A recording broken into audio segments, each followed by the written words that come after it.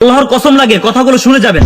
নবী বলছেন, আল্লাহ আমার উম্মত যদি জাহান্নামে থাকে আমি কিন্তু জান্নাতে যাব না।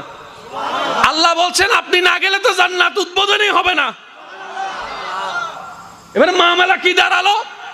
আল্লাহ পাক বলে যে আমি তাহকামুল হাকিমিন নিজেকে বলেছি, বিচার না করলেও তো জিনিসটা সুন্দর হয় না।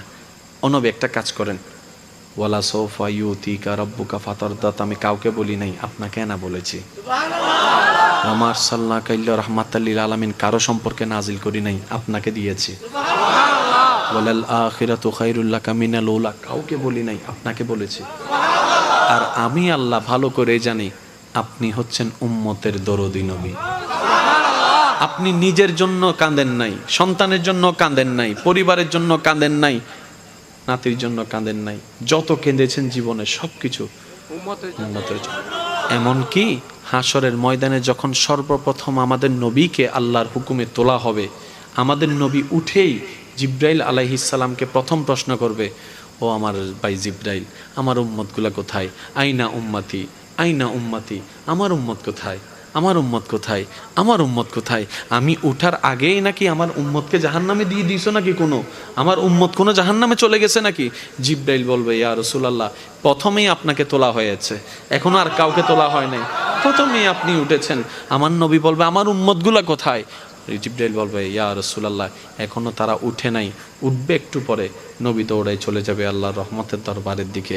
সিজদায় যে পড়বে একটাই কথা থাকবে, রব্বি হাবলি উম্মতি, রব্বি হাবলি উম্মতি। একটু মনোযোগ চাইবো আমি আশেকদের, রব্বি হাবলি উম্মতি, ও আল্লাহ আমার উম্মতগুলাকে আমাকে দিয়ে দাও। তো উম্মতের লিস্টির ভিতরে তো আবু বকর সিদ্দিকের নামও আছে, উম্মতের লিস্টির ভিতরে তো ফারুকে আজমের নামও আছে, উম্মতের লিস্টির ভিতরে তো সাহাবায়ে কেরাম আজমাইনের নাম আছে, উম্মতের লিস্টির ভিতরে তো আহলে বাইতের নাম আছে, উম্মতের লিস্টির ভিতরে তো তাবি তবে তাবি আল্লাহর ওলিদের জান্নাতীদের নাম আছে। এবার আল্লাহ পাক বলবে, আপনি যে বললেন রব্বি হাবলি উম্মতি, উম্মতকে দেওয়ার জন্য আপনি কে আবু বক্করের কথা বলছেন? নবী বলে যে না, আমার আবু বক্করকে নিয়ে চিন্তা নাই, আমার ফারুককে নিয়ে চিন্তা নাই, আমার ওসমানকে নিয়ে চিন্তা নাই, আমার আলীকে নিয়ে চিন্তা নাই। ও আল্লাহ, আমার উম্মতের ভিতরে যারা জাহান্নামের অধিবাসী হবে ওই উম্মতগুলাকে আমাকে দিয়ে দাও। আল্লাহ বিচারক হয়ে বিচারও করবেন, জাহান্নামীকে জাহান্নামে দিয়ে দিবেন। আহকামুল হাকিমের দায়িত্ব শেষ। এবার নবীকে আল্লাহ সিজদায় যাওয়ার অনুমতি দিয়ে সুপারিশ করাবেন। নবীর সুপারিশ কবুল করতে করতে নবীর উম্মতকে, আল্লাহর বান্দাদেরকে জাহান্নামী থেকে জান্নাতি করে দিবেন। জগৎ জিজ্ঞেস করবে, মওলা জাহান্নামী আবার জান্নাতি হয় কেমনে?